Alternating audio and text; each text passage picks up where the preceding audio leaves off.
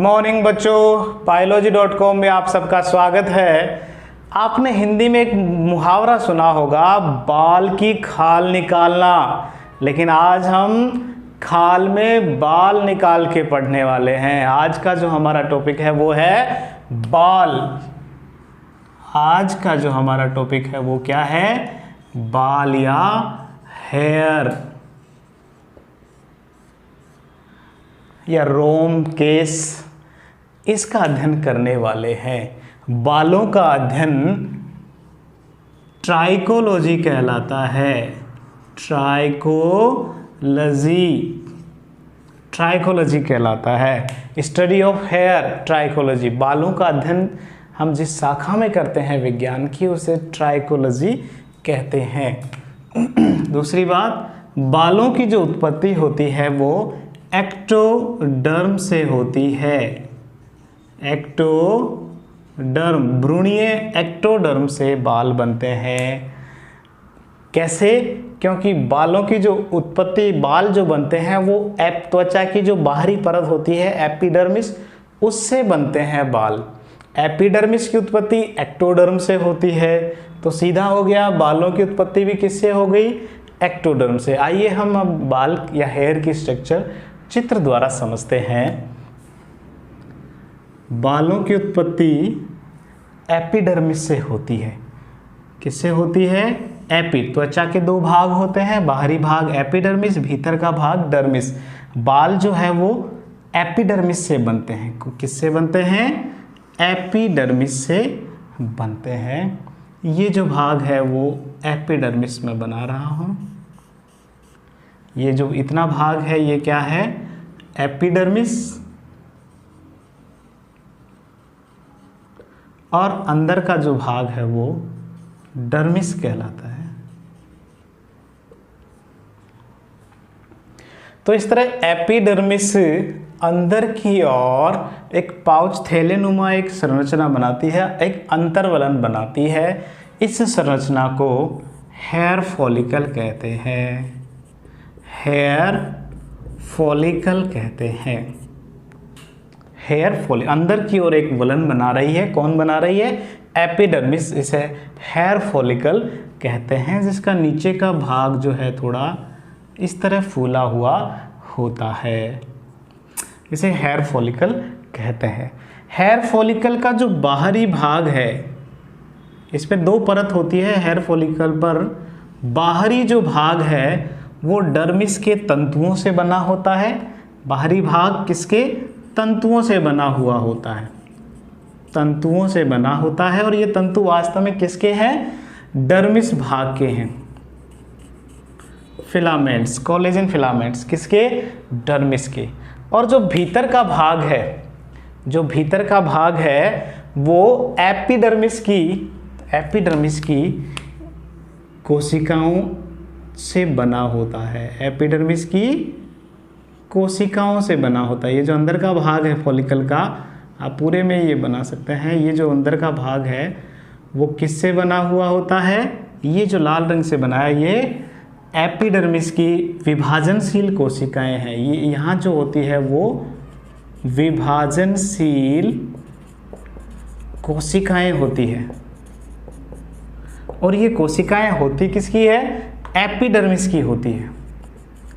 Epidermis.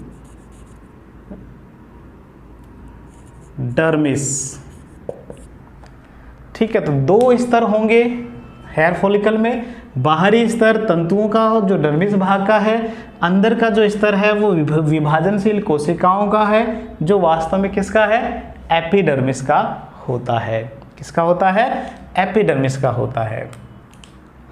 इसके बाद नीचे का जो ये भाग, फूला हुआ सा भाग जो होता है, उसे हेयर रूट कहते हैं। ये जो फूला हुआ भाग है, इस फूले हुए भाग को हेयर रूट कहते हैं।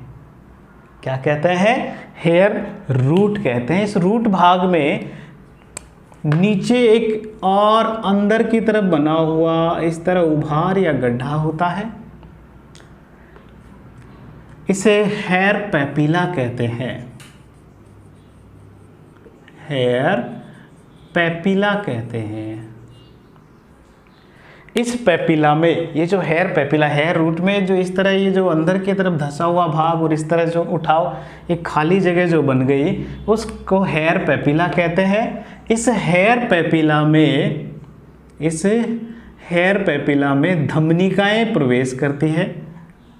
रूट जो ब्लड वेसल्स है, ब्लड वेसल्स में धमनिकाएं इस तरह अंदर प्रवेश करती है और केशिकाओं का जाल बनाती है, केशिकाओं का जाल बनाती हुई बाहर निकलती है। और जब केशिकाएं हैं, धमनिकाएं बनती है, केशिकाओं में टूट जाती है और केशिकाएं वापस जब मिलती है तो वो बनाती है,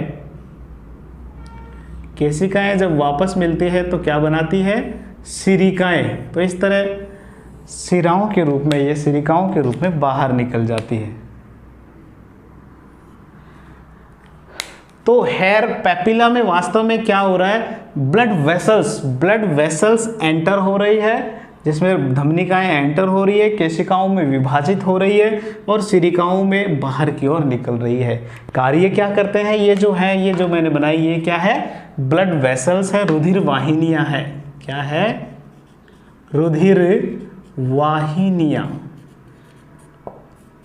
ये रुधिर वाहिनियां कर क्या रही है, ये रूट में बहुत सारी विभाजनशील कोशिकाएं हैं, उन कोशिकाओं को पोषण प्रदान करती है, उन्हें ऑक्सीजन प्रोवाइड करती है। पोषण पदार्थों से जब ये पाचन करेंगे तो उससे उत्सर्जी पदार्थ बनेंगे, उन उत्सर्जी पदार्थों को बाहर ले जाती है। कार्बन डाइऑक्साइड बनती है, उसे भी बाहर ले जाने का कार्य करते हैं। तो हेयर पेपिला, इसके बाद हेयर पेपिला के ऊपर की तरफ जर्मिनल एपिथेलियल कोशिकाएं पाई जाती है, जर्मिनल लेयर पाई जाती है, जननिक स्तर पाया जाता है। ये जो कोशिकाएं होती है वो विभाजनशील होती है। यहाँ जो जर्मिनल कोशिकाएं हैं विभाजनशील कोशिकाएं होती है, लगातार विभाजन करती रहती है और विभाजन करके, ये जो कोशिकाएं हैं वो लगातार विभाजन करके हेयर शाफ्ट का निर्माण करती है, रोम कांड का निर्माण करती है। हम जो त्वचा के बाहर जो काला बाल जिसे हम कहते हैं वो वास्तव में क्या होता है, हेयर शाफ्ट कहलाता है, हेयर शाफ्ट कहलाता है। तो हेयर शाफ्ट का निर्माण किससे हुआ, यहाँ जो ये जननिक स्तर है, जर्मिनल लेयर है, यहाँ कोशिकाएं लगातार विभाजन करती रहती है और विभाजन के लिए जो पोषण है वो रुधिर वाहिनियां दे रही है। ठीक है, तो यहाँ पेपिला भाग में तो ये कोशिकाएं लगातार विभाजन करती रहती है और विभाजन करते कोशिकाएं ऊपर की ओर खिसकती रहती है। ये कोशिकाएं जैसे जैसे विभाजित होती है ऊपर की ओर खिसकती रहती है और ऊपर की ओर खिसकती हुई ये किसका निर्माण करती जाती है, हेयर शाफ्ट रोम कांड का निर्माण करती है और इस तरह बाल बढ़ते रहते हैं, लगातार बढ़ते रहते हैं। यहाँ जो विभाजनशील कोशिकाएं हैं उसमें दो तरह की कोशिकाएं होती है। विभाजनशील कोशिकाओं में दो तरह की कोशिकाएं होती है जो हमने एपिथेलियम की मेलपिगी स्तर में भी पढ़ी, किरेटिनोसाइट और मेलेनोसाइट। कौन कौन सी, किरेटिनोसाइट और मेलेनोसाइट। किरेटिनोसाइट लगातार विभाजन करती रहती है और कोशिकाओं का निर्माण करती है। मेलेनोसाइट जो है वो मेलेनिन वर्ण का स्रावण भी करती रहती है, साथ के मेलेनिन वर्ण का निर्माण करती रहती है। यहाँ मैं बीच में इनमें कुछ लाल रंग से कोशिकाएं यहाँ दिखा देता हूँ। ये मान लो मेलेनोसाइट कोशिकाएं हैं, ये विभाजन करेगी और मेलेनिन वर्णक का निर्माण करती रहती है, जिससे बालों का रंग कैसा होता जाता है, काला होता है। अगर किसी के बाल भूरे हैं या और हल्के रंग के हैं तो उसका कारण क्या है, वहाँ मेलेनिन का निर्माण कम होता है। मेलेनिन का निर्माण ज़्यादा होगा तो बाल अधिक गहरे काले होते जाएंगे। तो इस तरह बाल के हमने देखो चार मुख्य भाग देखे। हेयर शाफ्ट जो बाहर की ओर निकला हुआ है जो हमें दिखाई देता है वो हेयर शाफ्ट होता है।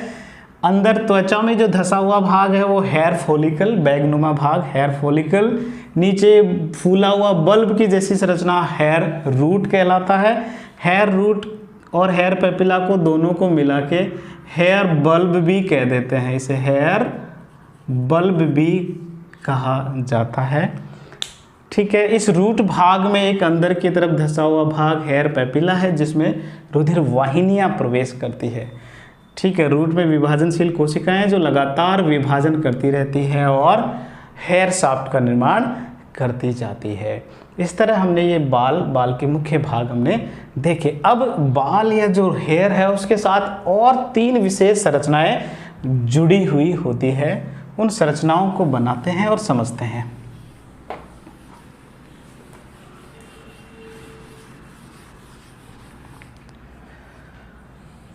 पहली संरचना जो बाल के साथ जुड़ी हुई है, एसोसिएटेड है, वो है सेबेसियस ग्लैंड। सेबेसियस ग्लैंड वास्तव में जो हेयर फॉलिकल है उस हेयर फॉलिकल के वलन से ही शाखित कुपिकाओं युक्त एक ग्रंथि बनती है जिसे सेबेसियस ग्रंथि कहते हैं। ये जो ग्रंथि नुमा संरचना बनाई ये क्या है? सेबेसियस ग्रंथि कहलाती है।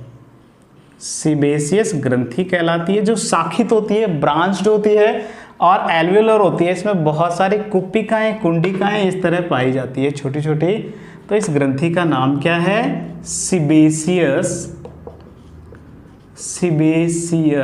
ग्रंथि। बहुत महत्वपूर्ण ग्रंथि है। सेबेसियस ग्रंथि की क्या खास बात होती है? ये जो सेबेसियस ग्रंथि है, ये पहली बात ये होलोक्राइन प्रकार की होती है। होलोक्राइन प्रकार की। होलोक्राइन का क्या मतलब होता है? होलोक्राइन का मतलब ऐसी ग्रंथि जो अपने स्राव के साथ कोशिकाओं को भी निकाल देती है। कोशिकाएं भी उसकी मरती जाती है और टूट टूट कर स्राव के साथ ही बहती जाती है। इसे आप ऐसे समझो, ये जो सेबेसियस ग्रंथि है इसका स्राव सीबम कहलाता है। क्या कहलाता है? सीबम कहलाता है। जब ये कोशिकाएं इसे स्रावित करती है सीबम को, तो जैसे मान लो यहाँ की कोशिकाएं हैं, इसने सीबम बनाया, तो साथ के साथ ये कोशिका भी टूटकर इस सीबम के साथ बाहर आती जाती है। तो ऐसी ग्रंथियां जो स्राव के साथ कोशिकाओं को भी बहाती जाती है, कोशिकाएं भी उसकी नष्ट होती जाती है। होलोइक का मतलब होता है कंप्लीट, पूरा। तो ऐसी ग्रंथि जो पूरी की पूरी खुद भी स्रावित होती जाती है, उसकी कोशिकाएं भी स्रावित होती जाती है होलोक्राइन पर। तो सेबेसियस ग्रंथि कैसी होती है? होलोक्राइन प्रकार की होती है। और इसका जो ये स्राव है वो क्या कहलाता है? सीबम कहलाता है। क्या कहलाता है? सीबम कहलाता है। ये जो सीबम भाग है ये वसीय प्रकार का होता है, तेलीय होता है, तेल जैसा होता है। कैसा होता है? तेल जैसा होता है। इसमें कोलेस्ट्रॉल पाया जाता है, ट्राइग्लिसराइड्स पाई जाती है, साथ ही इसमें कुछ प्रोटीन और खनिज लवण इसमें पाए जाते हैं। सीबम में क्या क्या पाए जाते हैं? सीबम में ट्राइग्लिसराइड्स होते हैं जो एक तरह की वसाएं हैं, कोलेस्ट्रॉल पाया जाता है जो भी एक तरह की वसा है, कुछ मात्रा में प्रोटीन और खनिज लवण इसमें पाए जाते हैं। और ये जो सीबम है वो फिर इस हेयर फॉलिकल वाले भाग में, हेयर के चारों ओर, ये जो हेयर शाफ्ट है इसके चारों ओर, और साथ में त्वचा पर जो है वो आसपास फैला रहता है। सीबम का कार्य क्या है? सीबम हेयर शाफ्ट जो है उसको चिकना, क्योंकि तेलीय भाग है तो ये हेयर शाफ्ट को चिकना बनाए रखता है। कैसा बनाए रखता है? चिकना बनाए रखता है। साथ में दूसरा बहुत महत्वपूर्ण काम है, ये त्वचा के ऊपर यूं फैलकर त्वचा को जल रोधी बनाता है। क्योंकि हम सब जानते हैं वसाएं जल में नहीं घुलती है, तो आसपास के त्वचा के भाग पर इस तरह जब ये फैल रहा है, इस तरह ये पूरी त्वचा पर फैल जाएगा, फैलकर इतने भाग को कैसा बना देता है? जल रोधी बना देता है। जल रोधी, जल को अंदर प्रवेश नहीं करने देता है। किसकी वजह से हो रहा है? सीबम की वजह से होता है। साथ में अभी मैंने बताया इसमें कुछ प्रोटीन और होते हैं, वो प्रोटीन एंटीबैक्टीरियल प्रॉपर्टी के होते हैं। कैसे होते हैं? एंटीबैक्टीरियल, यानी कि अगर यहाँ त्वचा से अगर इस भाग से कोई बैक्टीरिया प्रवेश करना चाहे, अगर यहाँ से कोई बैक्टीरिया अंदर प्रवेश करना चाहे तो ये इसे अंदर नहीं जाने देगी। ये इस बैक्टीरिया को रोक लेगा, यहीं बैक्टीरिया को यहीं समाप्त कर देगा। तो सीबम बहुत महत्वपूर्ण कार्य कर रहा है। शाफ्ट को चिकना बनाए रख रहा है, जल रोधी का कार्य कर रहा है और एंटीबैक्टीरियल प्रॉपर्टी का भी होता है। बैक्टीरियाओं को ये रोकने का काम कर रहा है। तो इस तरह हमने सेबेसियस ग्रंथि पढ़ी। अब इस हेयर फॉलिकल भाग के साथ ही हेयर फॉलिकल जो ये है, इसके साथ कुछ विशेष प्रकार की मसल्स जुड़ी हुई होती है, पेशियां इसके साथ जुड़ी हुई होती है, जिसका एक भाग हेयर फॉलिकल से, दूसरा भाग एपिडर्मिस या कुछ डर्मिस भाग से जुड़ा हुआ होता है संयोजी ऊतकों की सहायता से। ये मैंने बनाई बीच में विशेष तरह की पेशियां। इन पेशियों को इरेक्टर मसल्स या इरेक्टर पिलाई मसल्स कहते हैं। इरेक्टर पिलाई मसल्स या पेशी इन्हें कहते हैं। इरेक्टर पिलाई मसल्स इन्हें कहते हैं, पेशियां इन्हें कहते हैं। ये इरेक्टाइल प्रवृत्ति की होती है, यानी कि जब इनमें संकुचन होता है, जब ये संकुचित होती है तो संकुचित होने से क्या होगा, इनका आकार छोटा होगा। ये जब संकुचित होती है इरेक्टर पिलाई मसल्स, तो हेयर फॉलिकल जो इस तरह तिरछा बना हुआ है, इसे ये सीधा करने का काम करती है। इस तरह आप इसे समझो कि ये जो इस तरह जुड़ी हुई संरचना है, यहाँ जब ये इसे खींचती है तो ये जो हेयर फॉलिकल है वो भी कैसा हो जाता है, सीधा हो जाता है। ये तिरछा जो है वो सीधा हो जाता है। सीधा होने से जो बाल हैं बाहर त्वचा के बाहर, वो बाल भी कैसे हो जाते हैं, खड़े हो जाते हैं, सीधे हो जाते हैं। आपने हिंदी में एक मुहावरा जरूर सुना होगा, रोंगटे खड़े होना। हिंदी में एक मुहावरा जरूर आपने सुना होगा, रोंगटे खड़े होना। रोंगटे खड़े कैसे होते हैं, उसकी बायोलॉजी यहाँ है। कैसे होते हैं, जब इरेक्टर पिलाई मसल्स संकुचित होती है तो संकुचित होने से हेयर फॉलिकल इधर खिसक जाता है और हेयर जो शाफ्ट है वो इस तरह खड़ा हो जाता है। तो बालों का जो खड़ा होना, रोंगटों का खड़ा होना किसकी वजह से हुआ, इरेक्टर पिलाई मसल्स की वजह से हुआ। ऐसा कब होता है, ऐसा विशेषकर इन दो परिस्थितियों में होता है। पहला, भय की स्थिति में, जब आदमी को डर लगता है, अचानक से कोई डरावनी चीज़ उसके सामने आती है तो रोंगटे खड़े हो जाते हैं। किस स्थिति में, भय की स्थिति में। और दूसरा, ठंड लगने की स्थिति में। जब बहुत ज़्यादा सर्दी लग रही होती है तो ठंड लगने की स्थिति में भी बाल खड़े हो जाते हैं, रोंगटे खड़े हो जाते हैं। ठीक है, ये जो इरेक्टर पिलाई मसल्स है उन पर तंत्रिकाएं भी पाई जाती है, कुछ तंत्रिकाएं पाई जाती है। जो ये जो तंत्रिकाएं हैं वो एड्रिनल ग्रंथि की जो हार्मोन है एड्रिनलिन, उन द्वारा कंट्रोल। कई बार ये जो भय है वो सब किससे, एड्रिनल हार्मोन से ही कंट्रोल होते हैं। तो इसी कंडीशन में बालों का भी खड़ा होना होता है। लेकिन ठंड लगने की स्थिति में बाल खड़े क्यों होते हैं, क्या कारण है? तो देखो, जब बाल खड़े होंगे तो इस तरह, जैसे बाल जो है एक साथ सारे बाल इस तरह खड़े होने की स्थिति में बाल अपने बीच में हवा को ट्रैप कर लेते हैं, हवा को रोक लेते हैं। जब एक साथ हमारे बॉडी के सारे बाल खड़े होते हैं तो ये बीच में हवा को रोक लेते हैं, ट्रैप कर लेते हैं। और हवा जो है एक अच्छी ताप रोधी होती है। कैसी होती है, ताप रोधी होती है। तो इससे क्या होगा, हमारी त्वचा के अंदर का जो ताप है, हमारे शरीर के अंदर का जो ताप है वो यहीं रुक जाएगा। ये एक इंसुलेटर लेयर बन गई, एक ताप रोधी परत बन गई, जिससे यहाँ हमारे शरीर का जो ताप है वो बाहर नहीं निकलेगा, तो हमें सर्दी नहीं लगेगी, कम लगेगी। तो ऐसी स्थिति में बाल खड़े होते हैं। बाल जब खड़े होते हैं वहाँ उस समय एक स्थिति और आती है, जब ये पेशियाँ यहाँ से खिंचेगी तो इस भाग में भी खिंचाव होगा।